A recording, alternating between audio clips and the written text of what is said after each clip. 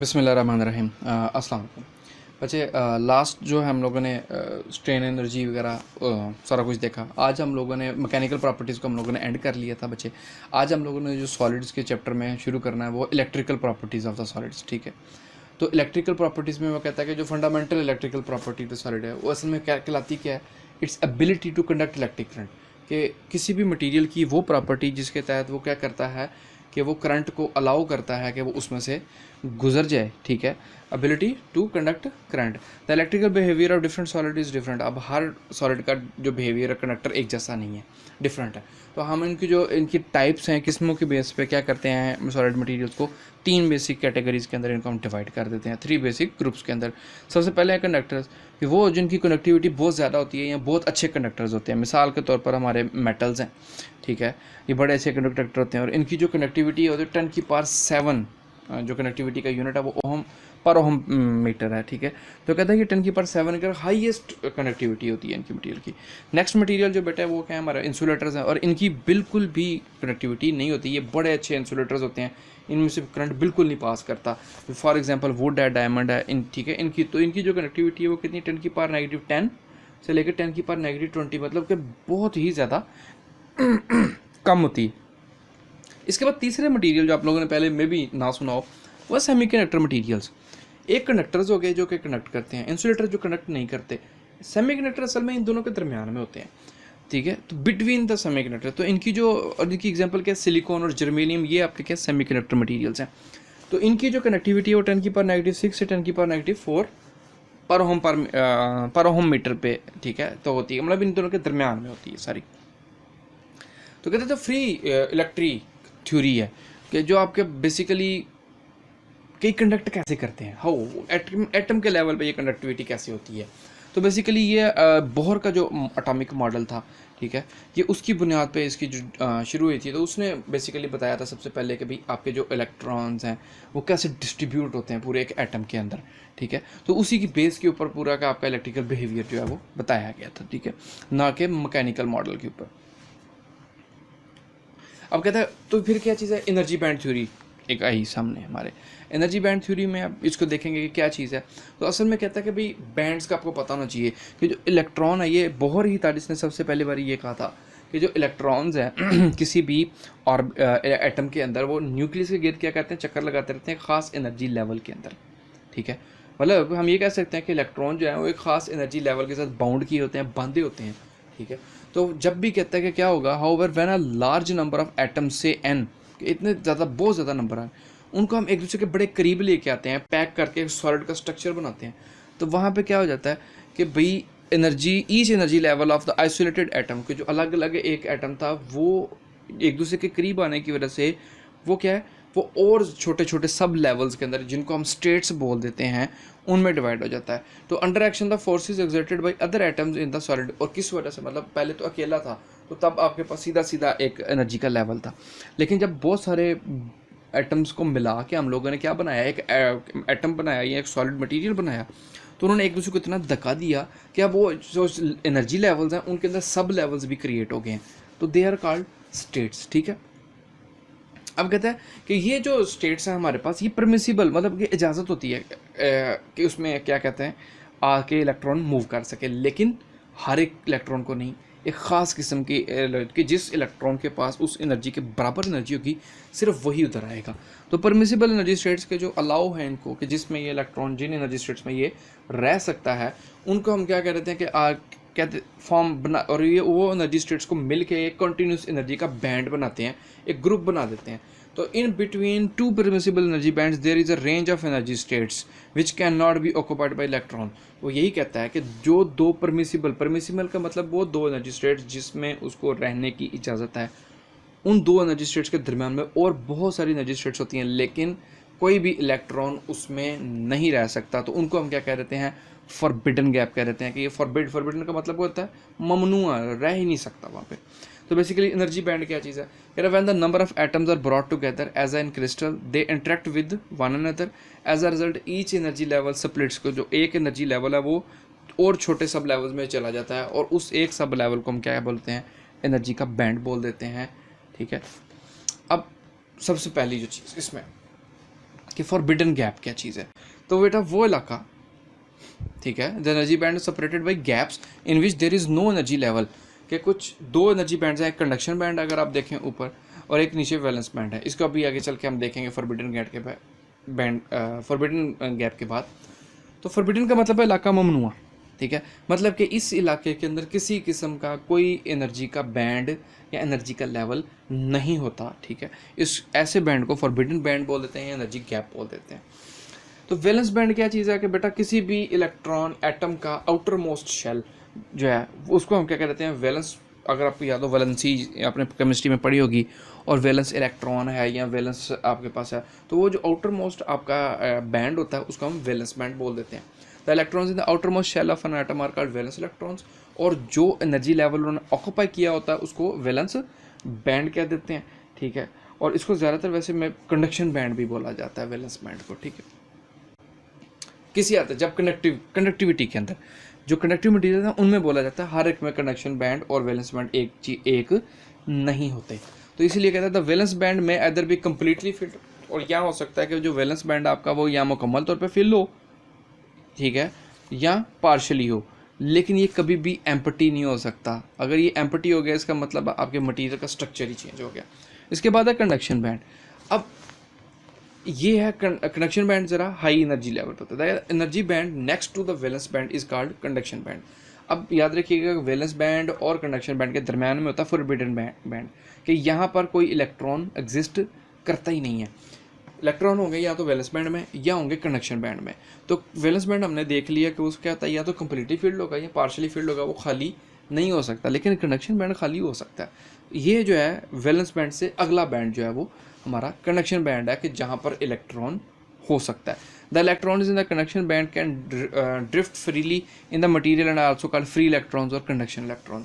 तो आपने बड़ी बेसिक रीजन मैट्रिक में पढ़ी होगी कि जो आपका करंट जो है फ्लो करता है वो ड्यू टू फ्री इलेक्ट्रॉन्स करता है, ऐसे ही।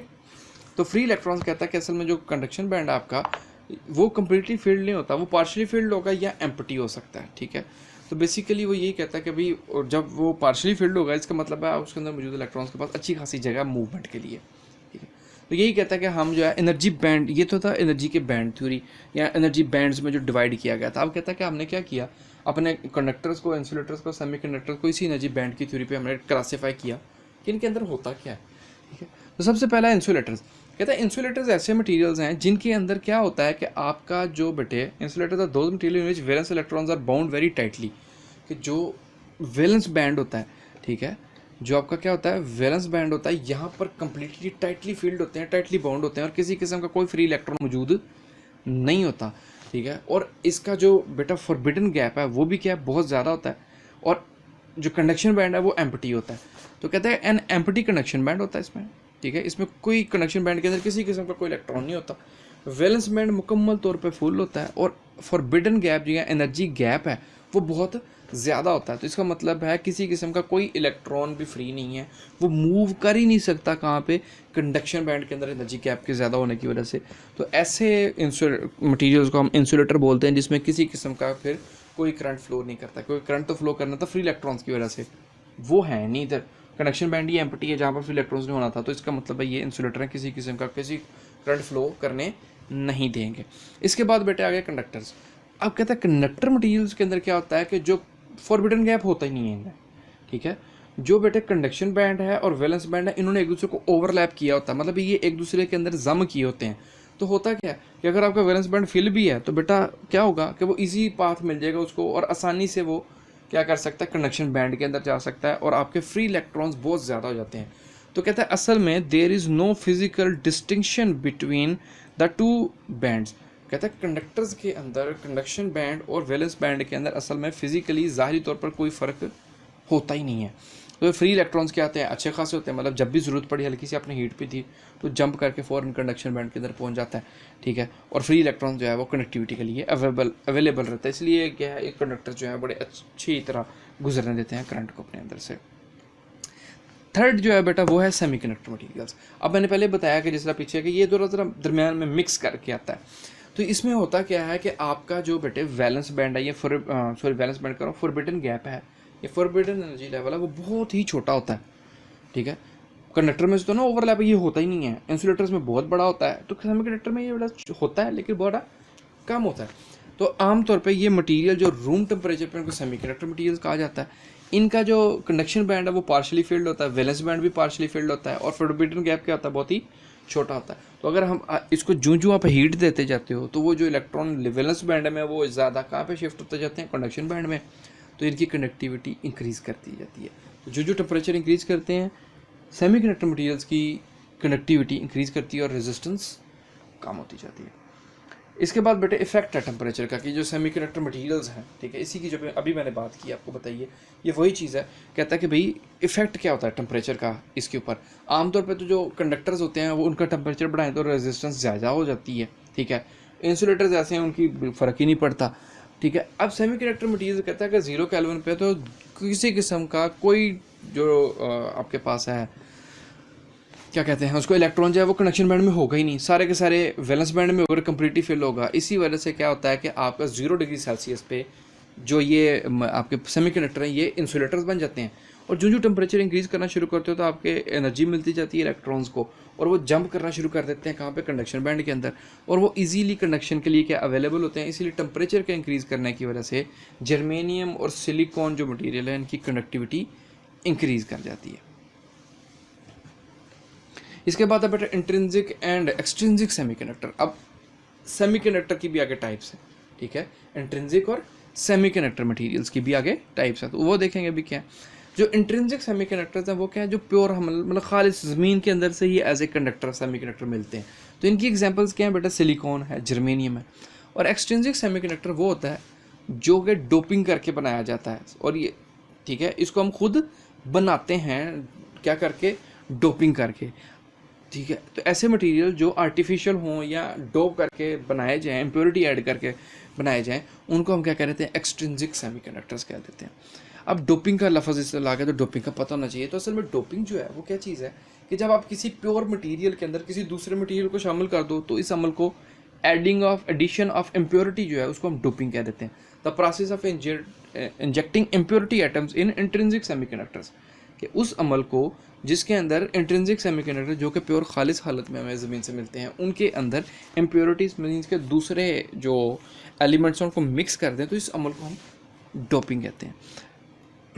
अब कहते हैं electrical behaviour of sensitive to purity, कि जो खालिस है मतलब डोपिंग की ज़रूरत भी पड़ती है, क्योंकि जो सेमीकंडक्टर मटेरियल्स हैं ये बेटर टेम्परेचर के भी सेंसिटिव होते हैं कि टेम्परेचर के लिहाज से इनकी रेजिस्टेंस तब्दील होती है बड़ी अच्छी, ठीक है, मतलब ज़्यादा कम होती जाती है।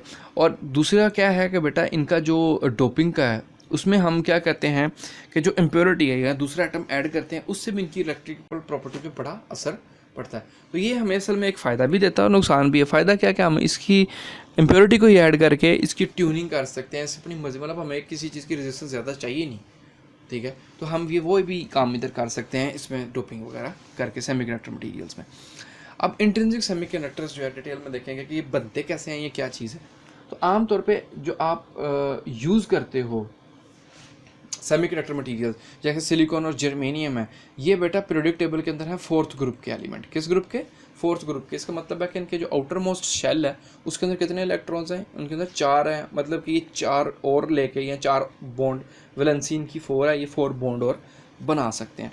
तो किया क्या जाता है कि इंट्रिंसिक सेमीकंडक्टर जैसे कि आपके पास प्योर फॉर्म के अंदर है, ठीक है, तो ये ज़्यादातर किस मटेरियल के? 4th ग्रुप के आपके जो एलिमेंट्स हैं उनमें आपके पास आ जाते हैं ये आपके इंट्रिंसिक सेमीकंडक्टर, जैसे सिलिकॉन है और जर्मेनियम वगैरह, ठीक है। तो इनका वही क्या बेटी वैलेंस बैंड 4 ऊपर होते हैं नेबर्स के अंदर, और ये 4 बॉन्ड्स बनाने की कोशिश करते हैं। ये लिखा भी है कि भाई each atom has 4 equi distance neighbour atoms. तो वैलेंसी इनकी 4 होती है, ठीक है, कितनी होती है? 4 होती है आउटर मोस्ट शेल के अंदर। अब आगे आ जाती है बेटा टाइप्स ऑफ एक्सट्रिंसिक सेमीकंडक्टर के। जो इंट्रिंसिक का तो हमें पता चल गया कि सिलिकॉन जर्मेनियम 2 प्योर फॉर्म के अंदर मिल जाते हैं। तो एक्सट्रिंसिक सेमीकंडक्टर जो कि हम खुद बना सकते हैं उनकी कितनी टाइप्स हैं? उसकी भी 2 टाइप्स हैं बेटा। उसको एक एन टाइप होती है और एक पी टाइप। तो पहले हम एन टाइप को देख लेते हैं। तो मैंने आपको जिस तरह ऊपर भी बताया कि जो सेमीकंडक्टर मटेरियल्स होते हैं इंट्रिंसिक वो होते हैं 4th ग्रुप के। तो जब इन 4th ग्रुप के एलिमेंट्स के अंदर हम इम्प्योरिटी को ऐड करते हैं तो उस अमल को डोपिंग कहते हैं, और डोपिंग की वजह से आपका एन टाइप। अब एन टाइप मटीरियल क्या है कि आपने अपना क्या लिया, 4th ग्रुप का एक सिलिकॉन लिया, और सिलिकॉन के अंदर आपने कौन सी इम्प्योरिटी ऐड करनी है पेंटावेलेंट, मतलब 5वें ग्रुप की जो इम्प्योरिटी है, जैसे कि फास्फोरस। अब 5वें ग्रुप का जो आपके पास बचे स्ट्रक्चर अब कैसा बन जाएगा, जो 5वें ग्रुप का एलिमेंट है आपके पास, उसके वैलेंस शेल में कितने इलेक्ट्रॉन्स हैं, 5। मिक्स आप कर रहे हो किसके साथ, चौथे के साथ, उसके पास हैं 4, ठीक है। अब होगा क्या कि भाई आपको तो जो बॉन्ड एक बनाने के लिए, मतलब अगर आपने बॉन्डिंग कंप्लीट करनी है तो आपको तो सिर्फ 8 चाहिए ऑक्टेट पूरा करने के लिए। तो होगा क्या, अब कहता है कि हम जब भी सिलिकॉन के अंदर ऐड कर दें पेंटावेलेंट इम्प्योरिटी जैसे आर्सेनिक, एंटीमनी और फास्फोरस हैं, तो होगा क्या कि जो फोर्स वैलेंस इलेक्ट्रॉन है किसके, इंट्रिंसिक सेमीकंडक्टर के, वो तो बॉन्ड बना लेंगे, लेकिन जो एक एक्स्ट्रा इलेक्ट्रॉन बच जाएगा किस में, इस इम्प्योरिटी पेंटावेलेंट के अंदर, वो क्या होगा, वो एज ए फ्री इलेक्ट्रॉन जो है ना अपीयर हो जाएगा। तो ये जो आप डायग्राम में आप देख लो, ये फ्री इलेक्ट्रॉन के तौर पर अपीयर हो जाएगा। तो as a overall charge disturb नहीं किया, दोनों मटीरियल ने न्यूट्रल लिए हैं, लेकिन स्ट्रक्चर की वजह से, क्योंकि जो वैलेंस बैंड है सिलिकॉन का उसमें 4 इलेक्ट्रॉन्स और वो 4 ही और बॉन्ड बना सकता है, लेकिन जबकि फास्फोरस के अंदर 5 है, इसका मतलब है 4 बॉन्ड तो चलो सिलिकॉन के साथ उसने बना लिए, 5वां बॉन्ड किधर गया, 5वें के लिए तो अवेलेबल ही नहीं है आपके पास सिलिकॉन। तो क्या हुआ कि 5वें जो पे ऊपर आपका फ्री इलेक्ट्रॉन के तौर पर क्रिएट हो गया। तो एन टाइप मटेरियल जो है वो ऐसे मटेरियल होते हैं जिनमें इलेक्ट्रॉन्स ज़्यादा होते हैं, ठीक है, इलेक्ट्रॉन्स ज़्यादा होते हैं, फ्री इलेक्ट्रॉन्स ज़्यादा होते हैं। तो ऐसे मटेरियल्स को हम एन टाइप सेमीकंडक्टर्स बोल देते हैं। और ये कैसे बनते हैं, जब हम 4th ग्रुप की इम्प्योरिटी के अंदर 5th ग्रुप या पेंटावेलेंट को ऐड करते हैं। इसके बाद बेटा दूसरा जो है वो है पी टाइप। अब पी टाइप के अंदर क्या होते हैं, होल होते हैं। अब होल क्या चीज़ है, एक तो होती है इलेक्ट्रॉन, इलेक्ट्रॉन की कमी को हम होल कह देते हैं, ठीक है, कि जहाँ पर इलेक्ट्रॉन नहीं है, इलेक्ट्रॉन अवेलेबल नहीं है, उसको हमने होल कह दिया हुआ है। तो अगर इलेक्ट्रॉन को हम नेगेटिव साइन कहते हैं, होल को हम एज ए पॉजिटिव कंसीडर करते हैं कि ये पॉजिटिव है। तो ये बनता कैसे है, कहता है अब क्या करो, ये जो इंट्रिंसिक सेमीकंडक्टर थे 4th ग्रुप के एलिमेंट थे, उसमें एक ग्रुप पहले हमने 5वें ग्रुप के एलिमेंट को ऐड किया था। अब क्या करो, कहता है 4था ग्रुप है इसका, तीसरे ग्रुप के जो एलिमेंट है उनको इधर ऐड कर दो। क्या करो, तीसरे ग्रुप के, और उसमें कौन कौन से आपके आते हैं, एल्यूमिनियम आता है, बोरोन आता है, गैलियम और इंडियम आता है, इनको ऐड करो। अब इससे होगा क्या, वही बात कि सिलिकॉन जो है आपने सिलिकॉन में ऐड कर रहे हो, ठीक है, यहाँ पे हम इधर उसने एग्जांपल क्या ले लिए, एल्यूमिनियम, चलो सिलिकॉन के साथ एल्यूमिनियम में सिलिकॉन ऐड कर रहा है। सिलिकॉन के अब 4 वैलेंस शेल के अंदर इलेक्ट्रॉन, मतलब वो 4 बॉन्ड बना सकता है, ठीक है। अब जो एल्यूमिनियम या इंडियम जो भी एलिमेंट आप लेके आए हो, उसके अंदर कितने इलेक्ट्रॉन्स हैं, उसके अंदर ना सिर्फ 3 इलेक्ट्रॉन वैलेंस शेल के अंदर। इसका मतलब है 3 बॉन्ड तो बन गए, ठीक है, 3 बॉन्ड तो बन गए, लेकिन एक इलेक्ट्रॉन जो सिलिकॉन का, वो सिलिकॉन के अंदर ही रह जाएगा। क्या हो जाएगा, वो सिलिकॉन के अंदर ही रह जाएगा, वो सिलिकॉन से बाहर नहीं निकल सकता, ठीक है। तो लेकिन होगा क्या कि बेटे वो बाहर नहीं आएगा, ठीक है। और आपने बॉन्ड कितने बना सकते हैं, 4, क्योंकि सिलिकॉन की 4 की है। तो फिर क्या हो जाएगा कि एक इलेक्ट्रॉन की जगह खाली बच जाएगी, ठीक है। मतलब एल्यूमिनियम है, ये सिर्फ 3 बॉन्ड बना सकता है, और सिलिकॉन है ये 4 है। जो जब इसने 4 बनाने, इसका मतलब इसके चारों साइडों पे एक एक एटम होना चाहिए। तो जब इधर बनाया तो ये क्या हुआ कि बेटा आपके एक एटम की कमी है इसमें, तो आपका एक जो इलेक्ट्रॉन है, ठीक है, जो क्या हुआ, एक एटम सॉरी कह रहा हूँ, एक इलेक्ट्रॉन की कमी है। तो एक इलेक्ट्रॉन की कमी को आप क्या कह देते हो, होल कह देते हो। तो ये बेसिकली वो आपका होल क्रिएट हो गया। और ऐसे मटेरियल टाइप को हम पी टाइप मटेरियल कह देते हैं, और हम कंसीडर कर लेते हैं कि इसमें होल ज़्यादा होते हैं। एन टाइप में इलेक्ट्रॉन ज़्यादा होते हैं, पी टाइप में होल ज़्यादा होते हैं। तो जिस तरह हम लोगों ने कहा कि इलेक्ट्रॉन पर अगर नेगेटिव चार्ज है तो पी टाइप पर हम कंसीडर कर लेते हैं कि ये पॉजिटिव से रिजेंबल कर लेते हैं। वैसे एज ए ओवरऑल कोई चार्ज होता नहीं है, ये न्यूट्रल होते हैं, ठीक है। अब कहते हैं इलेक्ट्रॉन कंडक्शन जो है by electrical conduction by electrons and holes, कि ठीक है, ये इलेक्ट्रॉन होल्स भी बन गए और इलेक्ट्रॉन्स भी बन गए। तो कहते हैं इनमें फिर सेमीकंडक्टर्स के अंदर कंडक्शन कैसे होती है। तो बेटे जो सबसे पहली चीज़ है, अगर हम कहते हैं कि कंसीडर कर लो कि आपके पास ये एक इलेक्ट्रॉन है, ठीक है, क्या चीज़ है, इलेक्ट्रॉन है। अब कहता है ये इलेक्ट्रॉन अगर गौर करो, ABC 3 लेयर्स हैं, यहाँ पर एक आपका पॉजिटिव आयन था और एक आपका क्या है, होल है। अब कहता है जो साथ पड़ा हुआ एटम है, उधर से जो इलेक्ट्रॉन है वो कोशिश करेगा इसकी जगह को ऑक्यूपाई करने की, ठीक है। क्या करेगा, तो मिसाल के तौर पर ये जंप करके इधर चला गया, जिस तरह आपका ये दूसरे के अंडर डायग्राम के अंदर है। तो वो बी से जंप करके कहाँ पे चला गया, ए पे जगह फिल कर ली। अब अगली जगह तो फिल कर ली, पीछे उसने क्या वैकेंसी फिर होल क्रिएट कर दिया। अब इस वैकेंसी को क्रिएट करने के लिए क्या करेगा, एक और इलेक्ट्रॉन दूसरी जगह से जंप करके इधर आएगा। तो क्या हो जाएगा, वो इलेक्ट्रॉन तो आगे चला गया, लेकिन जिस जगह से उसने जंप किया वहाँ पर एक वैकेंसी क्रिएट होगी, होल क्रिएट हो गया। इसी तरीके से कहता है कि भाई आपका पिछले किसी और एटम से जो है ना आपका इलेक्ट्रॉन उस जगह को कवर करता है। तो आप ये कह सकते हो इस डायग्राम को अगर गौर करो कि अगर इलेक्ट्रॉन आपका नीचे से ऊपर की तरफ को मूव कर रहा है तो होल किधर को मूव कर रहा है, होल ऊपर से नीचे की तरफ को मूव कर रहा है। इसका मतलब वही वो जो कन्वेंशन हम याद करते हैं कि पॉजिटिव चार्ज है तो वो नेगेटिव की तरफ को मूव करेगा, और एक नेगेटिव है तो वो पॉजिटिव की तरफ को मूव करेगा। तो यही बात है कि अगर इलेक्ट्रॉन आपका मूव करके जा रहा है तो होल एक खालीपन भी तो नीचे को मूव कर रहा है, और उसी खालीपन का नाम हमने क्या रखा हुआ है, होल रखा हुआ है। तो बेसिकली ये कहता है कि जब भी हम बैटरी को कनेक्ट करते हैं पॉजिटिव या नेगेटिव टर्मिनल के साथ, तो जो इलेक्ट्रॉन होते हैं वो पॉजिटिव टर्मिनल की तरफ मुड़ जाते हैं, और जो होल होते हैं वो नेगेटिव टर्मिनल की तरफ, वो बिहेव ऐसे करते हैं जैसे उन पर पॉजिटिव चार्ज है। तो वो क्या कहता है, इसी तरीके से आपकी कंडक्शन हो जाती है किसी भी सेमीकंडक्टर मटेरियल्स के अंदर। ओके बच्चे, ठीक है। तो ये तो बच्चे था आज का लेक्चर। ओके, बाकी इंशाल्लाह फिर नेक्स्ट लेक्चर में। ओके बच्चे, अल्लाह।